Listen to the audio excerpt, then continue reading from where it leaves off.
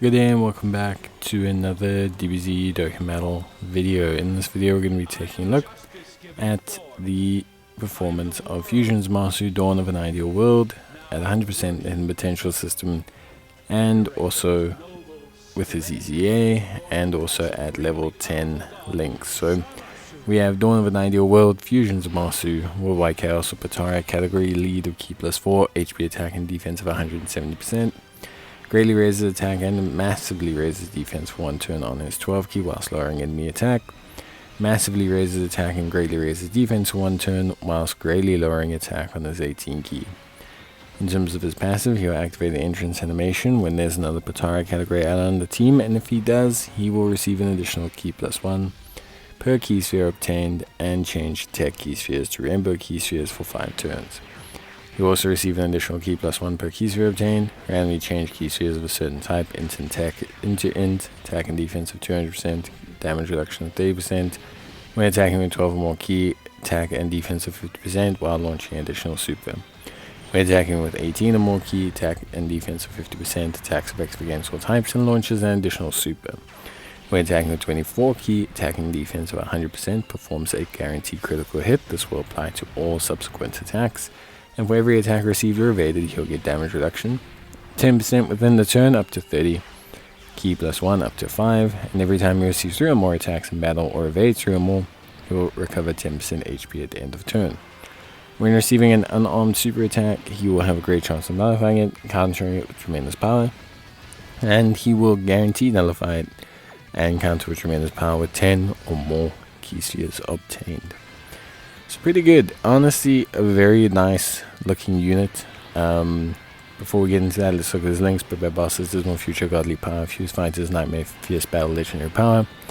Then we have Battle of Fate, Final Trump Card, Fused Fighters, Future Saga, Patara, Power of Wishes, Realm of the Gods, Successors, Super Bosses, Time Travelers, Worldwide Chaos. And he'll massively raise attack temporarily, causing ultimate damage, stunning the enemy, and this can be used off his active skill, which can be used after 5 or more super attacks in battle. So pretty good stuff. All in all, I think a really good unit, and I think he looks pretty solid to me. Whenever you look at a unit's damage, you have to assess whether it is consistent damage, or you have to assess when it is like non-consistent damage. So is it damage that he's going to be able to do regularly? Is it high volume damage? Is it burst damage? Is it etc, etc? Zamasu is more your burst damage. So Zamasu is more your overall strong burst damage character. He is a very good burst character. He's a very solid character, and he can do very solid work. So he can do incredibly solid, incredibly powerful stuff. He is a unit that can put in good, consistent damage and work. The crits help a lot. Like, although each individual attack stat may not seem huge, you're not seeing like, how can I say, 70 million attack stats, but you are seeing 40 million, and you're seeing 20 million, and you're seeing 21 million, and then you're seeing 22 million, and it's the attack lowering, and it's the 3 or 4 of them, and it's the additional damage that causes because they crit. So there is a lot that is coming to it, and I think is going to be very helpful. And I think for a lot of players, that's something that is underrated.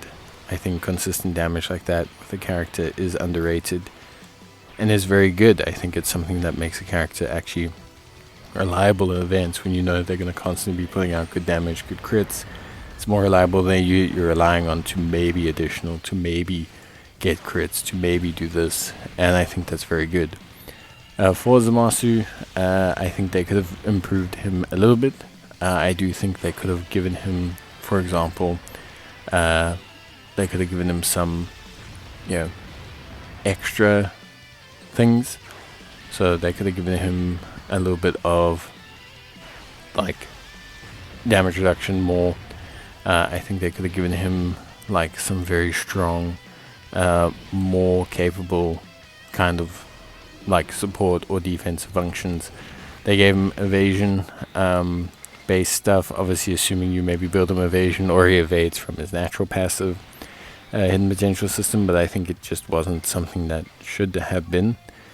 Personally, that's at least my perspective. Like, give him evasion then, even if it's not necessarily like the most important. I think give him that evasion and let him have that evasion, rather than like, trying to, maybe people take it from the hidden potential system, or like just give him some evasion. They give units so many different mechanics now, and for him just to have raw defense and damage reduction, especially when his starting defense is so low, like 200, 300%, could be interesting. There are definitely situations where he is going to potentially get hit for a lot, and there's not a lot that you can do about it. So that does feel a tad underwhelming, albeit I think he's still really good and still really solid afterwards. So yeah, I'm not discrediting him in any way. I just think that is something that is the case. All in all, he's a great unit. I think he gives the Goku Black team some more damage, which they do need, and especially when INT Goku Black goes back to being normal Goku Black, the boosted one. I think they're gonna need his damage. So for me, it's definitely a very good, very strong unit. I think he does exactly what his team needs him to do. So for me, I'm gonna say that his EZA was really, really good. So yeah, that's it from me. Bye.